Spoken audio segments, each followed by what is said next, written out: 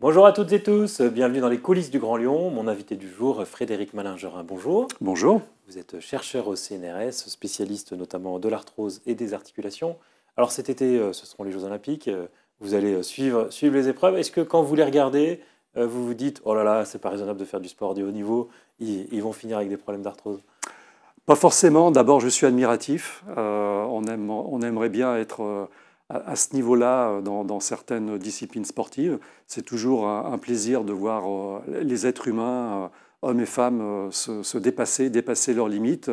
Je ne crains pas pour eux parce que je sais que ce sont des individus qui sont très entraînés.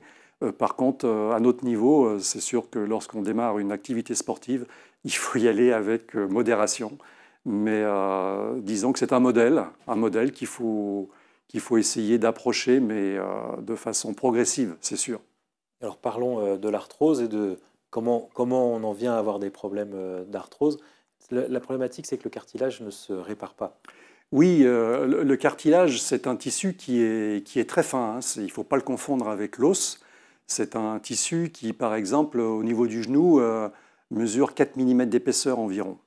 Et le cartilage a pour propriété de recouvrir les têtes des os longs et de pouvoir les articuler, parce que ce n'est pas le tissu osseux qui articule sur une surface en opposé osseuse. Ce sont deux pièces cartilagineuses qui sont face à face et qui permettent au squelette de bouger, d'articuler. Alors effectivement, contrairement à l'os qui est vascularisé, le cartilage ne l'est pas. Et ce qui fait que il n'est pas alimenté en sang, il n'est pas alimenté en sang, en cellules souches, etc. Donc il ne peut pas se régénérer, ou quand il se régénère mal en reproduisant, en reconstruisant un tissu qui n'a pas les propriétés mécaniques originelles. Donc c'est un défi parce que c'est vrai que toute lésion du cartilage va empirer. Alors il faut pas confondre les lésions arthrosiques avec les lésions, on va dire, traumatiques, qui sont par exemple celles provoquées au cours d'activités sportives, comme des fissures ou un accident. Typiquement, ça peut être le genou dans le tableau de bord d'une voiture, une lésion traumatique très limitée et une lésion arthrosique qui peut être provoquée aussi par un problème mécanique comme une surcharge pondérale, mais qui peut être provoquée par un désordre métabolique. Par exemple, le diabète. Voilà. Et le tissu adipeux, les graisses peuvent produire des molécules qui vont passer dans le sang et ensuite dans la capsule articulaire à travers la membrane synoviale pour venir affecter le cartilage. Donc, avec un environnement très inflammatoire. Donc, ce n'est pas tout à fait la même chose. Il faut distinguer, on va dire, les lésions limitées, focales, traumatiques, des lésions arthrosiques. Mais dans les deux cas, de toute façon, ces lésions ne vont pas se guérir toutes seules. Les solutions mènent souvent à des prothèses, pour l'instant. Oui. Vous, votre travail, c'est de créer finalement des pansements qui se positionnent sur les cartilages. Oui, alors plus particulièrement sur les lésions traumatiques très limitées, focalisées. La prothèse, effectivement, est une solution. Mais le problème de la prothèse, c'est qu'elle a une durée de vie limitée. Il faut la changer tous les 10 ans ou tous les 15 ans. Et si on place une prothèse sur un individu jeune, comme par exemple un athlète de haut niveau, comme on l'a évoqué, ceux qui vont évoluer au cours des Jeux Olympiques, c'est un problème parce qu'il va falloir lui changer cette prothèse au cours de sa vie. Et l'os qui soutient cette prothèse va s'affaiblir. Cette fondation va s'éroder et au bout d'un moment, on ne pourra plus poser une prothèse. Donc l'idée, c'est en tout cas de retarder la pose d'une prothèse. Et si on arrive à retarder la pose d'une prothèse dans certaines situations, ça peut être un grand pas en avant et un pas sportif dans ce contexte-là parce qu'on pourra, disons, soigner temporairement, déjà sur plusieurs années, et autoriser l'individu à continuer à faire du sport sans prothèse. Alors comment fonctionnent vos recherches de création de ces pansements de biologie tissulaire? Alors on utilise soit des chondrocytes articulaires qui sont issus du patient, c'est-à-dire qu'on appelle ça des cellules autologues. Il n'y aura pas de problème de rejet parce que... On peut lui prendre du cartilage du nez, par exemple? Alors, dans un premier temps, on utilise des chondrocytes articulaires qui sont prélevés dans le genou. Ça a été, on va dire, les premiers développements de l'ingénierie tissulaire du cartilage. Mais on prélève, on fait une biopsie dans un genou qui est déjà abîmé puisqu'il faut le soigner. Donc, il y a une lésion quelque part. Donc, le chirurgien prélève une biopsie qui est, on va dire, sur une zone dite non portante, mais malgré tout, on provoque un dommage encore sur le cartilage. Et on va amplifier ces cellules in vitro et les associer à un support comme une membrane ou un hydrogel et que l'on va réinjecter au niveau de la lésion. Donc ça a été la première étape, les premiers développements de l'ingénierie tissulaire du cartilage. C'est ce qu'on a réalisé, ce que beaucoup de laboratoires dans le monde ont réalisé, en travaillant aussi sur des modèles animaux parce qu'il faut utiliser à un moment donné un modèle gros animal, parce que les agences de santé qui veulent autoriser, qui permettent l'autorisation de l'implantation, veulent une vérification en situation réelle. Donc, on utilise en général un gros animal pour tester ces patchs, ces pansements cartilage. Alors, il y a divers animaux qui sont utilisés, comme le chien, la chèvre, le mouton, le lapin et le cheval. Et à propos du cheval et des Jeux olympiques, le cheval est un animal qui sert de modèle préclinique pour l'homme, mais il faut savoir que c'est aussi un modèle de gros intérêt en médecine vétérinaire, puisqu'il y a des disciplines sportives où les chevaux sont utilisés et sont menés vraiment à rude épreuve. On pense au jumping, qui est une discipline olympique, mais également, par exemple, aux courses d'endurance qui peuvent atteindre 160 km et qui sont très traumatiques pour les chevaux. Donc il y a aussi une recherche qui est d'intérêt pour l'homme, en modèle préclinique, mais également pour l'animal lui-même. Donc ça, c'est un premier aspect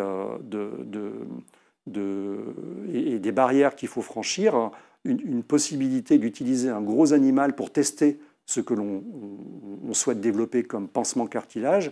Et puis... ça, c'est l'objet de vos travaux. Ça, c'est ce que l'on fait aussi régulièrement. On a aussi un projet de reconstruction de cartilage nasal, parce que le nez, qui est une spécificité humaine de l'évolution, qui autorise la respiration et l'humidification de l'air avant la pénétration dans le système respiratoire interne, la cloison nasale est supportée par une poutre maîtresse qui est le septum nasal.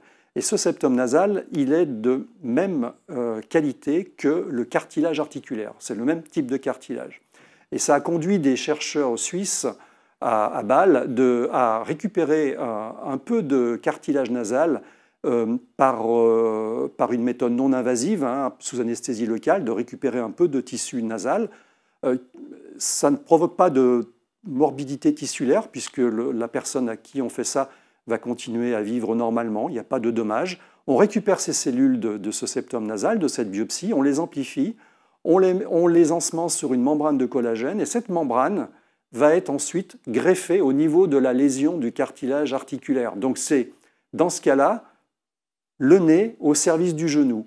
Et c'est un essai qui a démarré en Suisse et qui maintenant va se positionner sur plusieurs centres en Europe, l'Allemagne, l'Autriche, la Suède, la Croatie, la Pologne. Alors, Lyon, dans la recherche, a toujours beaucoup d'importance en recherche médicale. C'est aussi le cas dans l'industrie du soin. Il y a des biotech notamment. Oui, alors historiquement, c'est intéressant parce qu'on est situé sur le quartier de Gerland. Et il y a plusieurs années, il y avait des abattoirs de Gerland. Et les bovins étaient utilisés, bien sûr, non seulement pour leur viande, mais également pour leur peau. Donc, par exemple, à Gerland, vous avez le centre technique du cuir, l'école de tannerie qui a émergé à Gerland. Et à un moment donné, quelqu'un a pensé à utiliser le derme au moment de l'équarrissage des peaux pour en extraire le collagène et commencer à produire des biomatériaux à base de collagène. Alors ça, c'est parti en industrie cosmétologique, mais également dans les biomatériaux. Par exemple, pour fabriquer des éponges de collagène, qui ont été aussi une innovation à Lyon il y a plusieurs années, pour traiter les grands brûlés. parce qu'en attendant de récupérer des cellules du patient qui peut être brûlé à forte intensité, à 90%, il faut que ce patient puisse survivre et on doit resurfacer sa peau. Et donc on utilisait des matériaux à base de collagène en attendant, et c'est une technique. Le développement des biomatériaux à base de collagène est né au départ à cause ou grâce à ces abattoirs qui ont existé historiquement à Gerland et qui sont encore, voilà, on peut voir la halle Tony-Garnier où il y avait le marché-gare. Et ça, c'est l'histoire de Gerland, du centre technique du cuir et des biomatériaux à base de collagène qui ont permis un développement de biomatériaux et donc qui ont aussi drainé des chercheurs qui se sont intéressés à combiner des cellules, des tissus et les matériaux collagènes. Et qui vont créer aujourd'hui des startups comme ACS Biotech qui est... Oui, alors il y a une grande industrie qui est à base de collagène, c'est aussi Symathèse qui est maintenant à Chaponneau.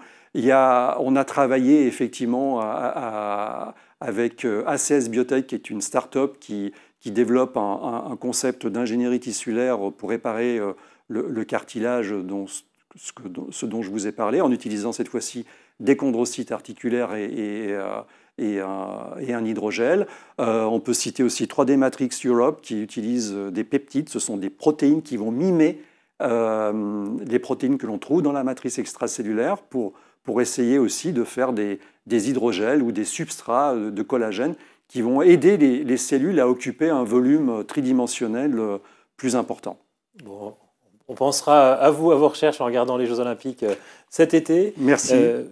Frédéric Mallinger, je vous remercie. Je vous en prie, merci. Et puis moi, je vous dis un bel été. C'était la dernière émission des coulisses du Grand Lyon de la saison et je vous retrouve avec plaisir à la rentrée prochaine.